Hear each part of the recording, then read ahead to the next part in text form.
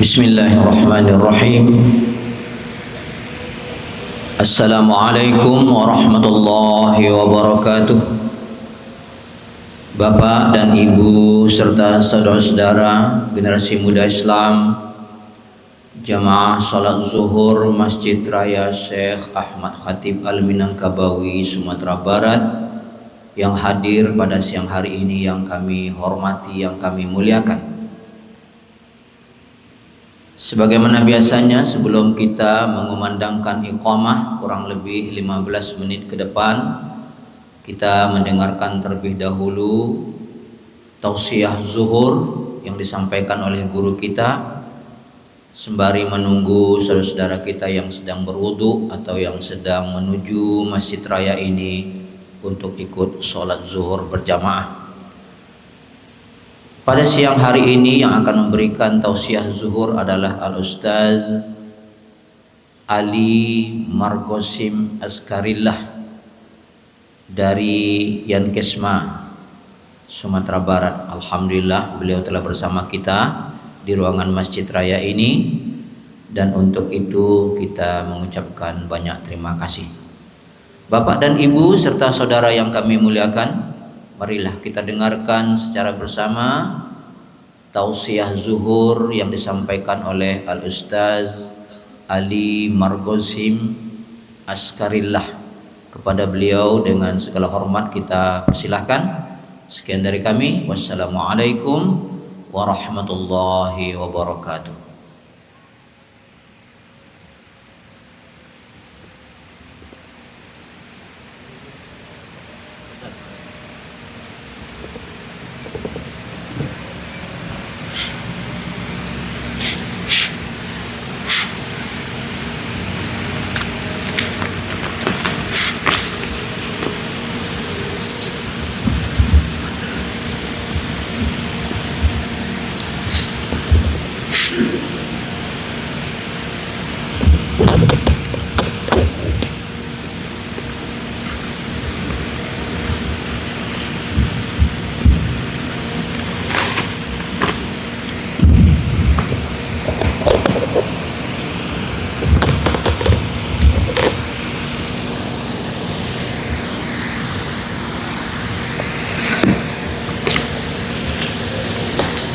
Bismillahirrahmanirrahim. Assalamualaikum warahmatullahi wabarakatuh. Alhamdulillahi rabbil alamin, wassalatu wassalamu ala asrafil anbiya'i wal mursalin, Sayyidina wa maulana Muhammadin wa ala alihi wa ashabihi ajma'in. Asyhadu an la ilaha illallah wahdahu la syarika lah, wa asyhadu anna Muhammadan abduhu wa rasuluh sallallahu alaihi wasallam la nabiyya ba'da. Allahumma salli wa sallim ala hadhan nabiyil karim wa ala alihi wa ashabihi ajma'in. Yang sama-sama kita hormati pengurus Masjid Raya Syekh Ahmad Khatib Al-Minangkabawi. Selanjutnya Bapak Ibu hadirin wal hadirah, jamaah salat zuhur yang dimuliakan oleh Allah Subhanahu wa taala. Pertama, marilah kita bersyukur kepada Allah. Alhamdulillah, Allah telah memberikan umur yang panjang kepada kita.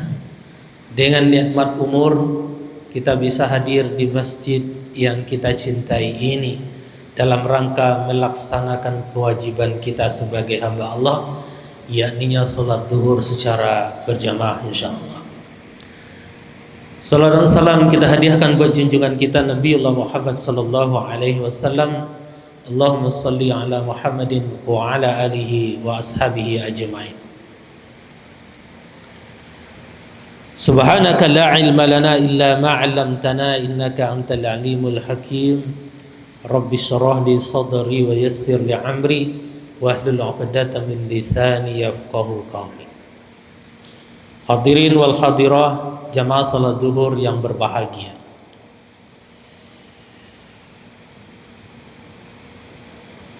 Ada banyak keluhan dari para orang tua saat ini, di antaranya adalah anak susah diatur,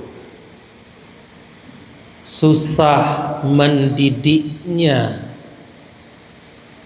disuruh sekolah belajar tapi bolos, diminta pulang ke rumah ba'da isya tengah malam masih trek-trekan,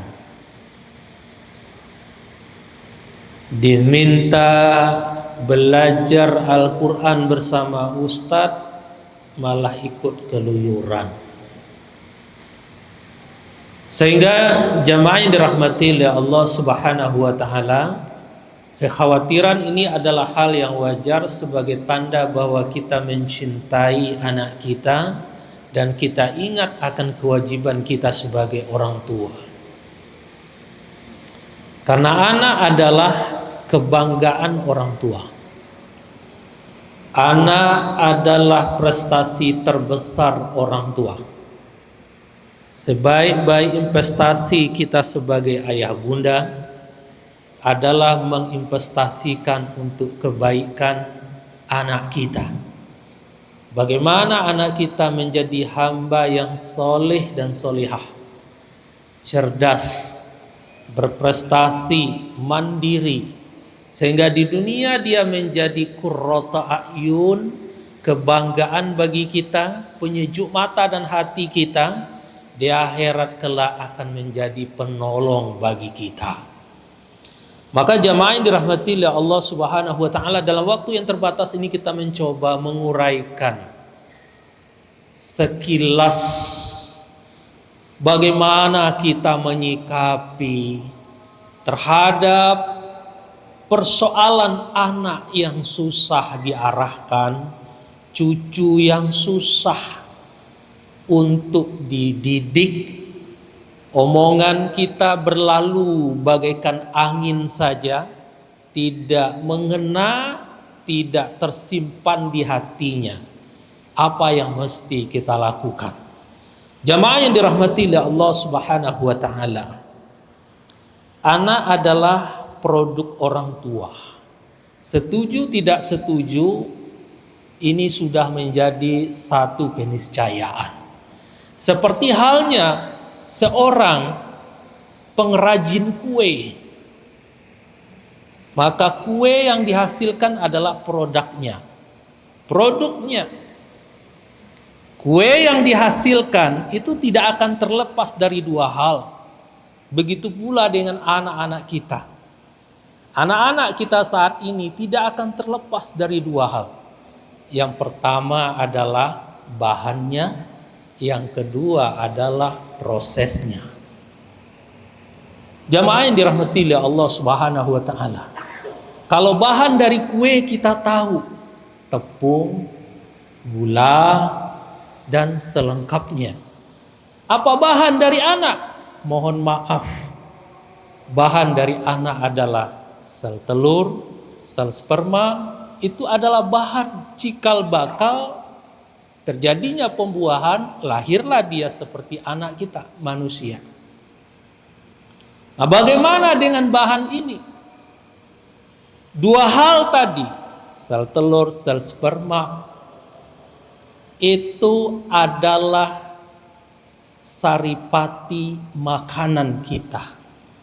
Pertanyaannya adalah, adakah yang kita makan tadi yang menjadi bahan dari terbentuknya generasi kita ini adalah dari yang halal-halal saja? Adakah yang kita makan itu betul-betul adalah halal? Ini yang pertama. Karena Bapak Ibu yang dirahmati oleh Allah Subhanahu wa taala, sesuatu yang halal itu baik dan sesuatu yang haram itu panas. Rasulullah Shallallahu Alaihi Wasallam mengatakan, kullu jasadin nabata min suhtin, fannaru illa aulabih. Kata Nabi Shallallahu Alaihi Wasallam, semua yang ada di tubuhmu yang tumbuh dari yang haram, nerakalah yang paling pantas untuknya. Neraka dunia itu Bapak Ibu, adalah hati yang gelisah, pikiran yang tidak tenang, susah diarahkan, susah diatur. Itu adalah salah satu efek akibat dari yang tidak halal yang ada di dalam diri kita atau keturunan kita. Maka ini yang harus kita perhatikan yang pertama. Jadi bahannya mesti pastikan halal. Kalau kita bikin godok, ya tepungnya yang bagus. Yang kedua adalah prosesnya. Kalau kita bikin onde-onde, apinya harus stabil, jangan terlalu besar. Harus hidup sampai matang, jangan hidup mati hidup. Begitu pula proses kita menghadirkan generasi yang hebat. Prosesnya harus benar. Mulai dari bapak-bapak mencari calon istri yang solehah, menikah dengan proses yang benar. Bagaimana proses yang benar? Kadang kita ambigu, kawin dulu atau nikah dulu, nikah dulu atau kawin dulu. Proses yang benar nikah dulu baru kawin dulu. Itu benar prosesnya. Nikah dulu, halalkan dulu baru kawin. Jangan kawin dulu baru nikah. Kalaulah prosesnya sudah tak betul, hasil apa yang akan kita harapkan? Jemaah yang dirahmati Allah Subhanahu wa taala. Bahkan ada salah satu hadis yang sangat menggelitik ketika kita baca. Rasulullah sallallahu alaihi wasallam, ini sebenarnya hadisnya menceritakan tentang doa yang mesti dibaca oleh pasangan suami istri sebelum dia beribadah. Apa kata Nabi sallallahu alaihi wasallam? "Law anna ahadakum idza arada ay ya'tiya ahlahu. Bismillah. Allahumma jannibna syaitan wa jannibis syaitan ma razaqtana."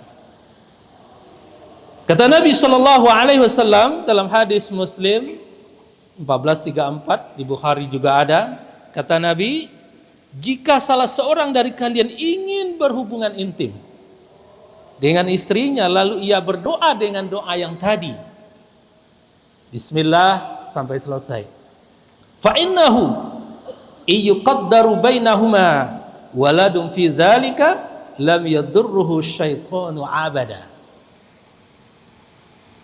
Kalaulah dari aktivitasnya tadi menghasilkan anak, maka Allah jamin anak tadi, Allah lindungi anak tadi dari gangguan, dari godaan setan selama-lamanya.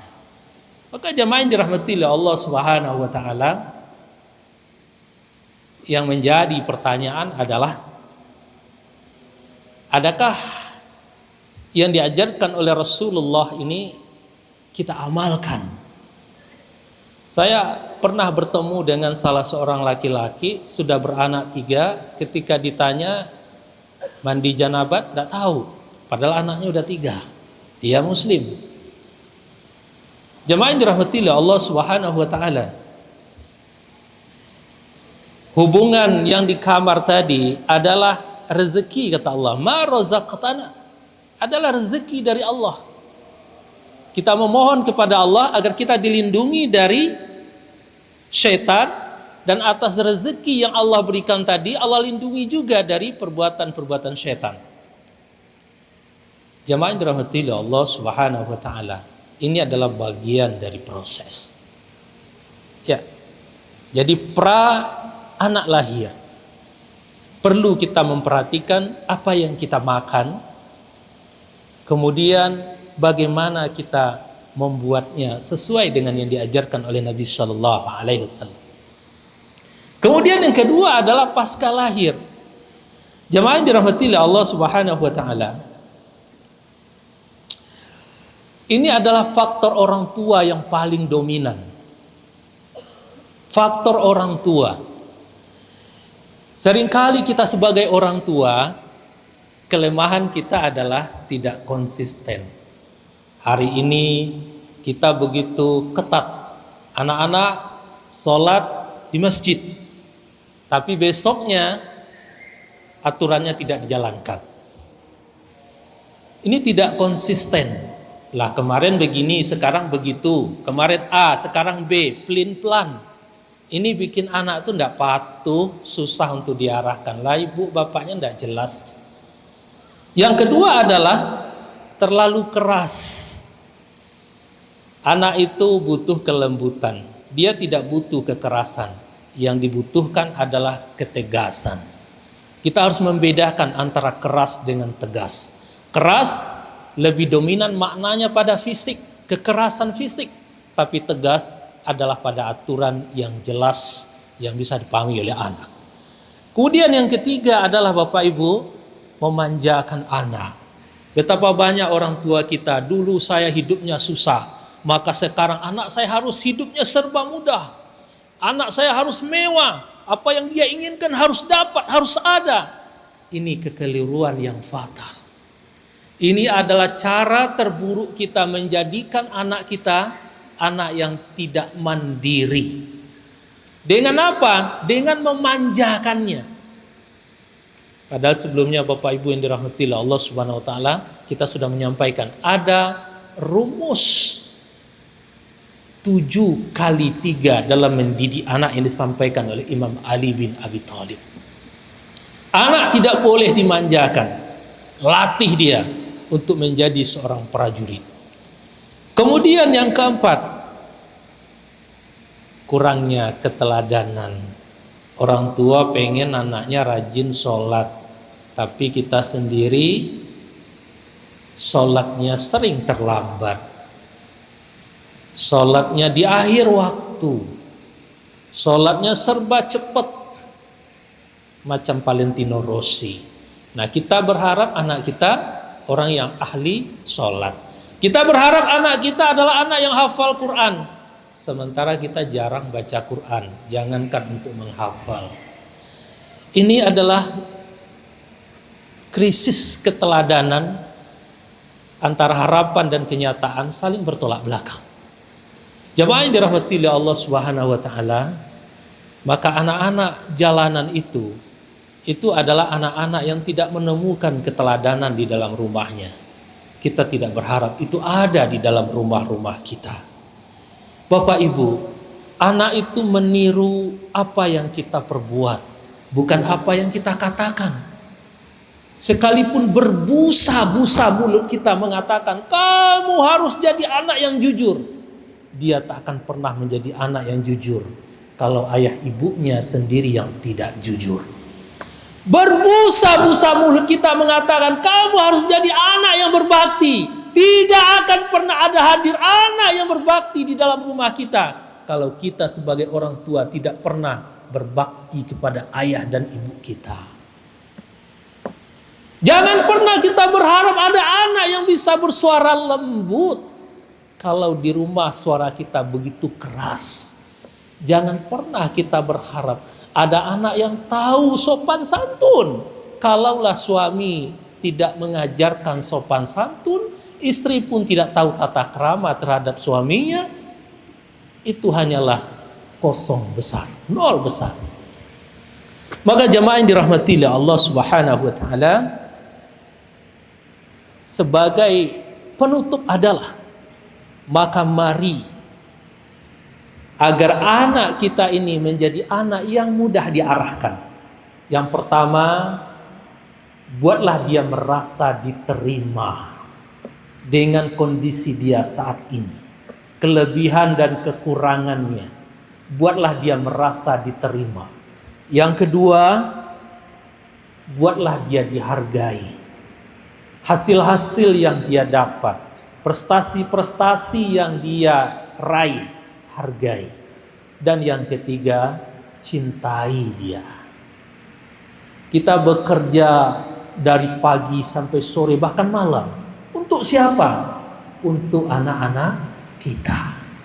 Jangan sampai apa yang kita perjuangkan justru menjadi sesuatu yang kita